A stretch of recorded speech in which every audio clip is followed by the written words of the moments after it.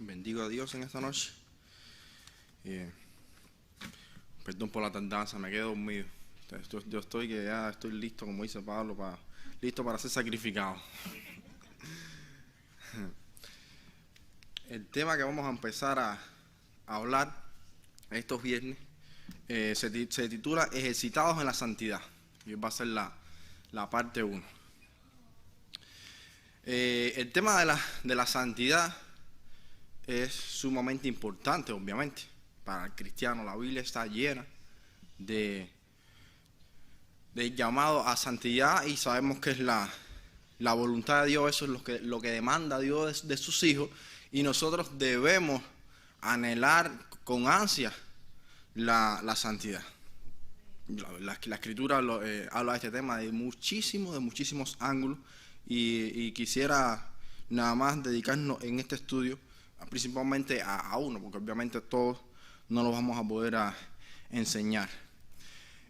Uno de los mejores métodos de estudio bíblico es verso a verso.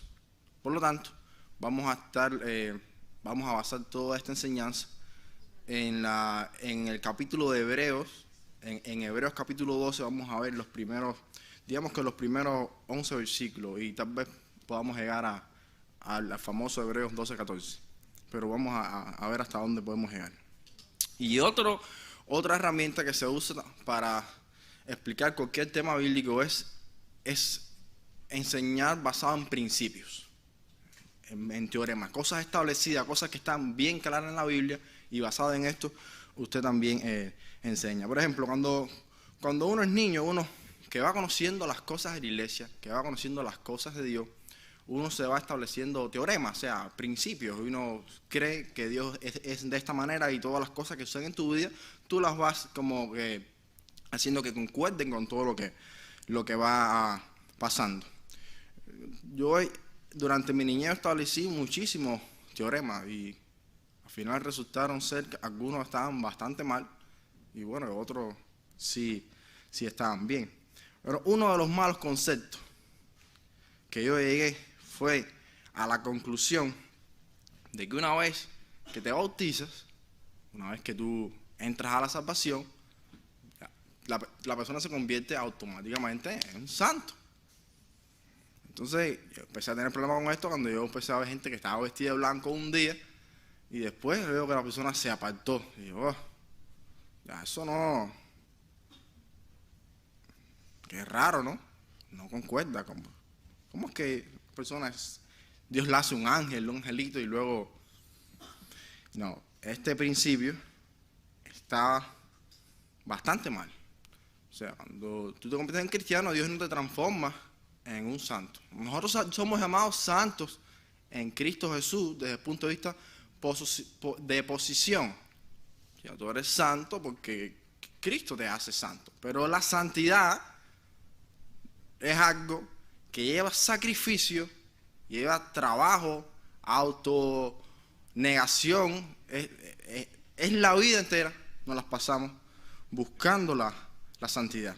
Cuando yo tuve que tachar este mal principio que yo tenía, batallé por mucho tiempo con esa pregunta, porque no tenía sentido para mí.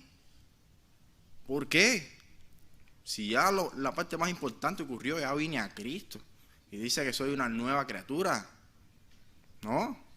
¿Por qué Dios no transforma al creyente en santo y se acaban todos los problemas? Y juntamente con esto también lidié con el tema de que no es solo que no te hace santo, sino que el cristiano inclusive sigue teniendo los mismos problemas o más problemas de los que tenía antes, hablando en la vida de manera general. Ya estos dos temas con el tiempo se volvieron bastante claros para mí, obviamente, y tienen mucho que ver con el pecado y con la disciplina y cómo Dios nos disciplina. Pero todo empezó con la aceptación de que Dios hace las cosas de la manera que Él quiere. Es el mundo de Dios. Él diseña. Digamos, yo hubiera querido, ¿por qué Dios dejó que Satanás entrara en el huerto del Edén si todo estaba bien? ¿Usted no cree que Dios podría evitar que Satanás estuviera ahí hablando con Eva? ¿Por qué Dios puso un árbol de la ciencia del bien y el mal en el medio del huerto? Ahí tengo que hacer yo el emoji. I don't know. It is what it is. Entonces todo empieza con aceptar que las cosas no tienes por qué ser de la manera que tú quieres, sino de la manera de Dios, porque este es el universo de Dios. Y Dios estableció que la santidad no se obtiene porque tú te bautices. No es así. La santidad, hay muchas personas que también piensan que las personas no son santas porque realmente luego que vienen a Cristo, ellos no lo piden de verdad, o no lo quieren realmente. No creo que sea el caso. Yo me quedo frío cuando a veces alguien, digamos que uno está pasando por unos momentos de debilidad, ¿no? Y alguien te ve y te dice, pero ¿cómo es posible, hermano? ¿No? Es que, ¿por qué tú no estás comportando como una persona santa, como un cristiano verdadero? Es que tú no quieres ser santo. No se trata de querer. No es, yo quiero algo, yo quiero muchas cosas. Se trata de poder. Entonces, por yo querer, eso no me va a mí a ser una persona que está ejercitado en la santidad. Uno se lo pide a Dios de manera genuina. Hay una pregunta que yo a veces le hago a las personas, sobre todo a los más jóvenes, que si existiera una pastilla, una píldora, que tú te tomaras y ya dejaras de pecar, ser ya bueno, perfecto, lo que pide Dios, ser perfecto como Dios, o ser santos. ¿Dónde está esa pastilla? Que tú te la tomas y ya. Bueno, para ser honesto, la mayoría de los jóvenes lo piensa y dicen, espérate, dejar de pecar. Están en esa etapa de que el pecado es como que hay que de vez en cuando, tú sabes, existe esa emoción. No, ¿cómo que dejar de pecar? Pero cuando usted realmente ya ha madurado espiritualmente, usted esa pastilla sí se la toma. Sin pensarlo, cuando usted ha pasado ya y sabe cuáles son las consecuencias del pecado y lo que es Dios y uno está enamorado de Dios, esa pastilla ¿dónde está? Y yo me la tomo al momento. No existe. No es así, no es porque yo no quiero ser santo. Es que no es así como Dios lo diseñó. No es por solo pedirlo. Y usted dice, pero es la voluntad de Dios. La voluntad de Dios es vuestra santificación. Sí, pero eso no significa que la manera de alcanzarla es pidiéndola ya. No, hay cosas que llevan esfuerzo. ¿Ustedes no creen que la voluntad de Dios es construir un bello templo aquí? Y eso significa que va a entrar por la puerta un millonario y va a decir, aquí vengo, esto no hagan nada, esto está todo hecho. Puede pasar, pero normalmente eso no pasa. Si la iglesia ha atravesado, desde que tengo esa razón, construcción tras construcción es sacrificio, sin dormir, pide diezmo, en fin, hay cosas que simplemente, la manera que Dios las hizo, hay que trabajar. Y estamos hablando de las cosas buenas, estamos hablando de que quiero ser santo y estamos hablando de templos que no hay donde reunirse. Imagínense las demás cosas. O sea, esto lleva sacrificio. O sea, el antipecado pill no existe. No existe. Entonces, ¿de qué manera Dios estableció el tema de estar necesitado en la salvación? Hay muchos enfoques. Yo quisiera hablar en estos estudios acerca de dos. El primero es llegar a un entendimiento claro de cómo ver o cómo vivir la vida cristiana. Y el segundo es qué es lo que Dios hace para ayudarte en tu santidad. Y es la disciplina. Que eso van a estar en los versículos intermedios de Hebreos y hasta el final. Y ahí vamos a ver la disciplina que es de corrección, la disciplina que es para prevenir que peques y la disciplina que es para educarte en cuanto a cómo enfrentar el pecado. O sea, la primera es la vida cristiana como una carrera. Y yo le llamo la carrera de la fe. Vamos a leer ya la escritura. ¿Y sabe el tiempo cuál es? Porque me parece que ya terminaron el programa un poquito antes. Bueno, ok. Ese es el reloj. Perfecto. Vamos a leer Hebreos 12. Por tanto, nosotros también, teniendo en derredor nuestro tan grande nube de testigos, despojémonos de todo peso y del pecado que nos asedia, y corramos con paciencia la carrera que tenemos por delante, puestos los ojos en Jesús, el autor y consumador de la fe, el cual, por el gozo puesto delante de él, sufrió la cruz, menospreciando el oprobio, y se sentó a la diestra del trono de Dios. Versículo 3. Considera aquel que sufrió tal contradicción de pecadores contra sí mismo, para que vuestro ánimo no se canse hasta desmayar. Porque aún no habéis resistido hasta la sangre, combatiendo contra el pecado, y habéis ya olvidado la exhortación que como hijos se os dirige, diciendo: Hijo mío, no menospreciéis la disciplina del Señor, ni desmayes cuando eres reprendido por él, porque el Señor al que ama disciplina y azota a todo el que recibe por hijo. Si soportáis la disciplina, Dios os trata como a hijos, porque ¿qué hijo es aquel a quien el Padre no disciplina? Pero si se os deja sin disciplina, de la cual todos han sido participantes, entonces sois bastardos y no hijos. Por otra parte, tuvimos a nuestros padres terrenales que nos disciplinaban y los venerábamos. ¿Por qué no obedeceremos mucho mejor al Padre de los Espíritus y viviremos? Y aquellos, ciertamente, por pocos días nos disciplinaban como a ellos les parecía, pero para los que nos es provechoso, para que participemos de su santidad. Es verdad que ninguna disciplina al presente parece ser causa de gozo, sino de tristeza, pero después da fruto apacible de justicia a los que en ella son ejercitados. Amén. El Espíritu Santo, para enseñar sobre todo este tema de rectitud y de santidad, y para ayudarnos a luchar contra los deseos de la carne, los deseos de los ojos y la vanagloria de la vida, que sabes que es por donde nos somos tentados, usa muchas figuras retóricas. Y sobre todo en este tema para ayudarnos a entender. Por ejemplo, la vida cristiana se representa en varias ocasiones como una guerra. En 2 Timoteo 2, versículo 3, se habla de que sufrimos las penalidades como soldados de Jesucristo.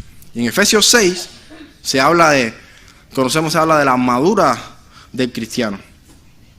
Y luego el Espíritu Santo nos habla acerca de la vida cristiana como una lucha libre.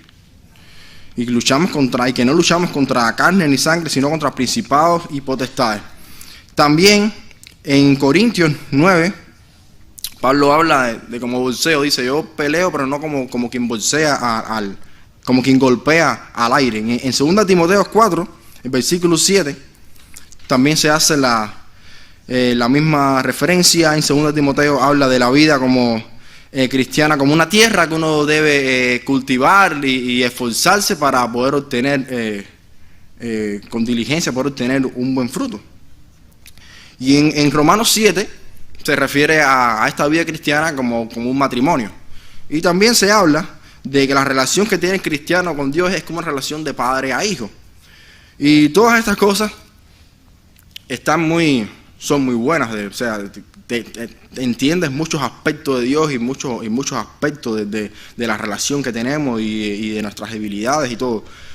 Pero si yo escogería algo para ayudar a alguien con este tema de estar ejercitado en la santidad, serían estos primeros versículos que leímos de Hebreo, de ver la vida cristiana como una carrera. Entonces aquí en este primer versículo tenemos hay varios elementos. Lo primero es el acontecimiento, el evento en sí, que es la carrera. Luego tenemos el incentivo, o sea, qué es lo que nos estimula a nosotros a correr. ¿Por qué correr? Luego se mencionan los obstáculos que nos impiden correr. Y al final nos da ejemplo de cuál es el premio. Bueno, anterior también habla acerca de en qué debemos centrar nuestra atención cuando estamos corriendo.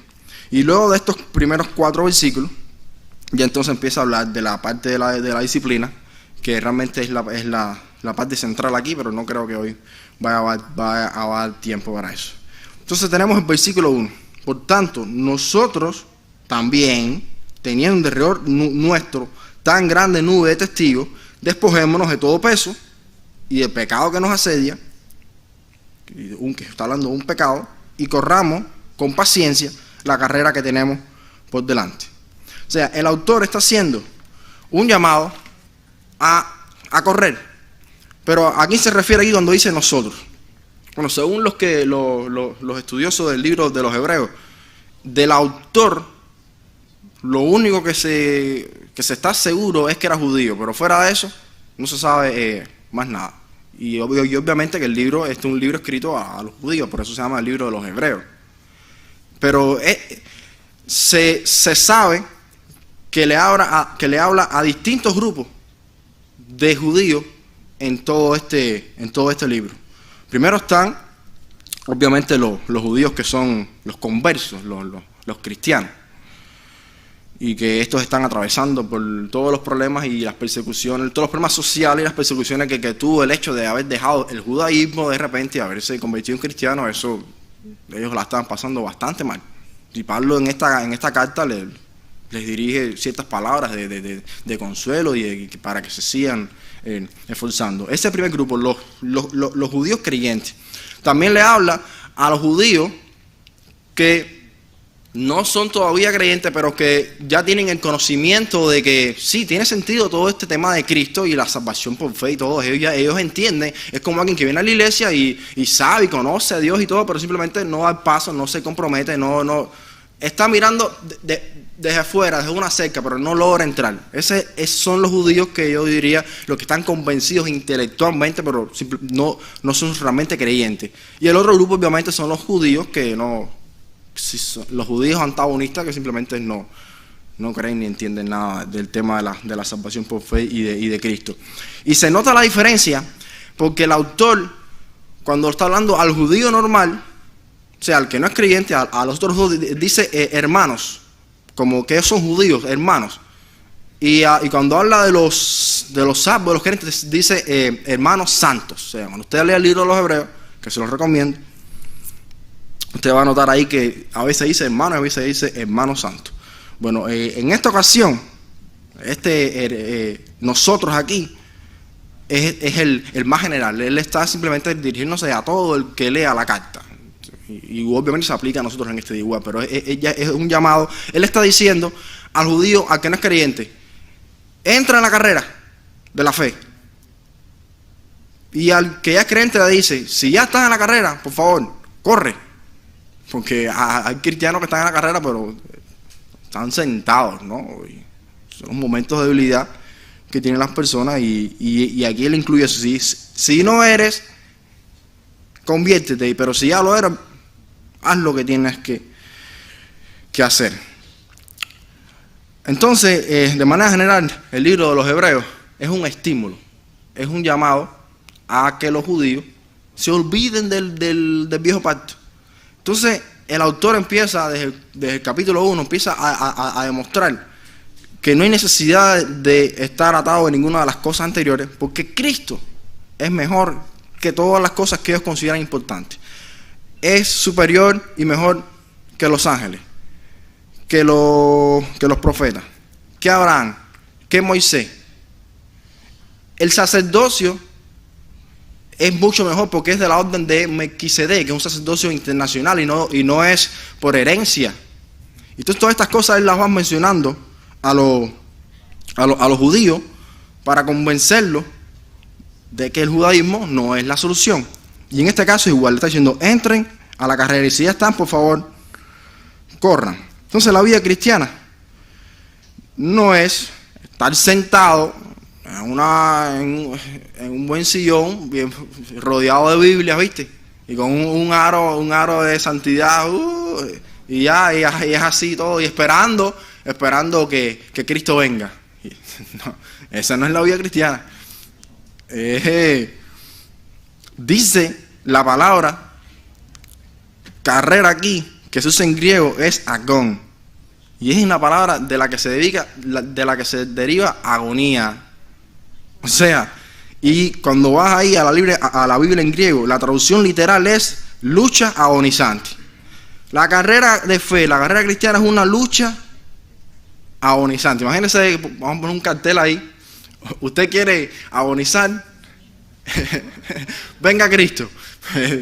Es la realidad, donde esto no es fácil. Pero bueno, aquí no tenemos problema con eso porque esta no es una iglesia, gracias a Dios, de la prosperidad. La vida cristiana es una vida difícil. Y una vida que lleva sacrificio y lleva carácter. No es que estamos en la playa, es una carrera. Y no es una carrera cualquiera. Porque la especificación, esta palabra no está sola. Dice que corramos la carrera con aguante.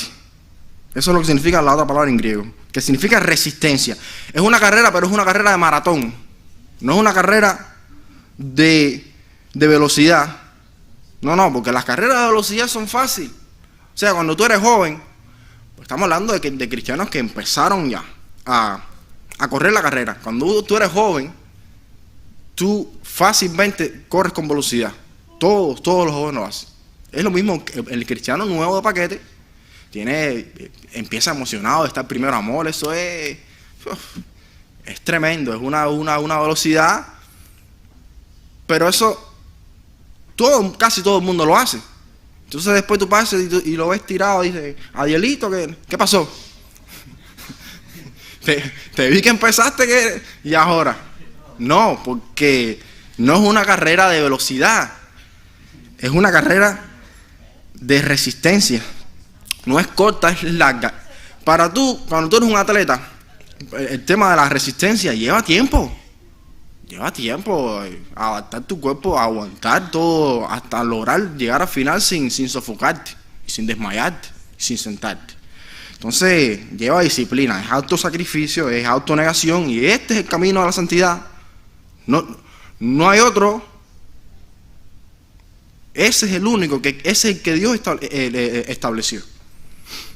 Entonces, ver la vida cristiana como una carrera de resistencia y no como un paseo en la playa es algo que a mí realmente me ha ayudado en el autoentrenamiento, ¿no? En este tema de luchar en contra del pecado y de luchar por hacer las cosas que uno sabe que uno tiene que hacer. Y no es fácil para nadie.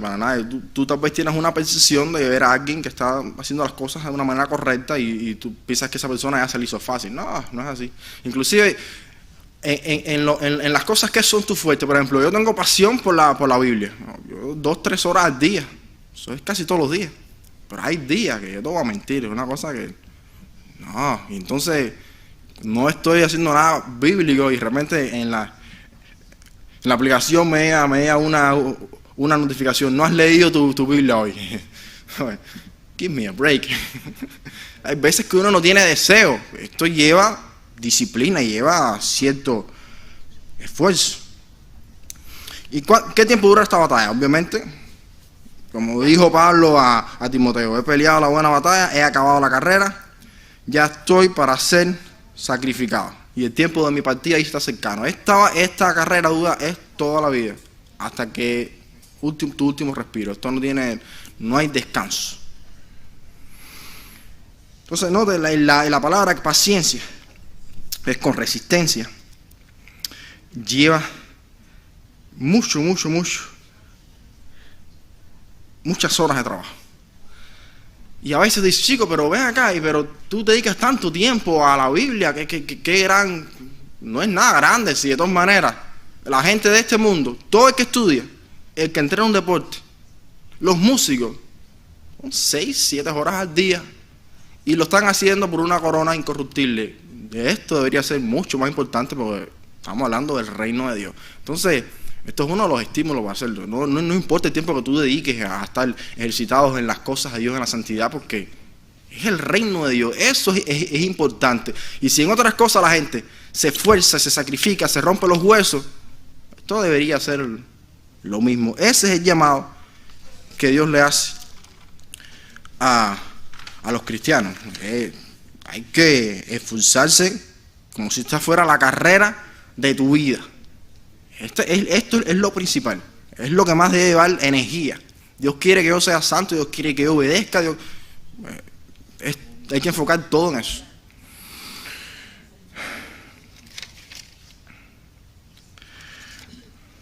Dice 1 Corintios 9:24. ¿No sabéis que los que corren en el estadio, todos a la verdad corren, pero uno solo se lleva el premio? Corred de tal manera que lo obtengáis. O sea, es un llamado a correr para ganar. Pero fíjate, no es que tú estás haciendo competencia con los demás. No, olvídate de los demás. Es una competencia contigo mismo. Dios te va a medir, Dios te va a evaluar basado en tu propio esfuerzo y tu propio resultado. No es que tú hayas hecho más que otro, porque otro tiene otras cualidades, otros talentos, otro llamado, todo es diferente. Eres tú contigo mismo. O sea, entonces esto de ganar no es competencia con los demás, es algo que tú tienes que dar lo máximo. En todo lo que tú hagas en la vida tiene que ser con excelencia. En lo que sea espiritual y en tu vida social igual. Si tú eres un maestro, tienes que, porque todo lo que hagas, ¿para quién lo vas a hacer? Para Dios. O sea, todo tiene que ver con esto. Tú estás en una carrera. Sea ama de casa, sea lo que sea que tú hagas, todo tiene que ser con excelencia y tienes que dar lo máximo. Entonces, este es el evento. La vida cristiana es una carrera de resistencia y lleva trabajo. Nadie que sea quien que dice que es fácil y ven que todo es bendiciones y Dios no te está diciendo las cosas como son. Tal vez quiere que tú te embulles para que tú entres, que está bien, pero la realidad que ya sabes después es que es difícil la cosa. Lo segundo es el incentivo. ¿Cuál es el incentivo que tienen que aquí el autor pone en el primer versículo? Y no me salió el primer versículo, bueno, ya vamos a terminar. Es la nube de testigos que habla. Dice, teniendo en derredor de nuestro tan grande nube de testigos. O sea, esto no es como que tú estás en un gran estadio corriendo y los ángeles del cielo y los santos del Antiguo Testamento le están mirando y lo que tú estás haciendo. Eso es lo que yo pensaba eso fue uno de los conceptos que también yo tenía mal, pero eso no tiene ninguna prueba bíblica y la gente del cielo, yo no creo que eso es tan importante. Con todas las maravillas del cielo la gente va a estar mirando lo que está haciendo Dios. Eso es Dios, sí, pero aquí lo que está hablando no es de eso. Aquí lo que está hablando es de gente que ya ha recorrido la carrera de la fe y pueden testificar que este es el mejor camino. Fíjense que el versículo dice, por tanto, eso es porque tienes que mirar a lo que está hablando detrás. O sea, en el principio del capítulo 12, él dice esto, por tanto. Tú sabes el capítulo 11, ¿qué es lo que dice ahí? Bueno, hay una lista de personas que vivieron por la fe. Desde el versículo 4 dice, por la fe Abel ofreció a Dios excelente sacrificio, un mejor sacrificio que Caín. Por la fe Enoc, por la fe Noé, Abraham, todos estos hicieron esto, hicieron aquello, y todo fue por la fe. Isaac, Jacob, José, Moisés, Rahab la ramera. Dice el versículo 32, ¿y qué más digo? Porque el tiempo me faltaría contando de Gedeón, de Barak, de Sansón, de Jefté, de David, así como de Samuel y los profetas, que por la fe esa gente conquistaron reinos, hicieron justicia, alcanzaron promesas. O sea, todos estos son testigos que por experiencia te pueden decir que la manera de alcanzar la victoria, este camino de santidad, es corriendo esta carrera, es la fe. Tanto para pasar por pecado, para tú ir en contra de tus crisis. La fe es la única solución. Y tiene recompensa. ¿Y testimonio cuál es? Que ya hubo personas que corrieron esa carrera y testifican que esto es lo mejor. Entonces, seguimos en el siguiente viernes.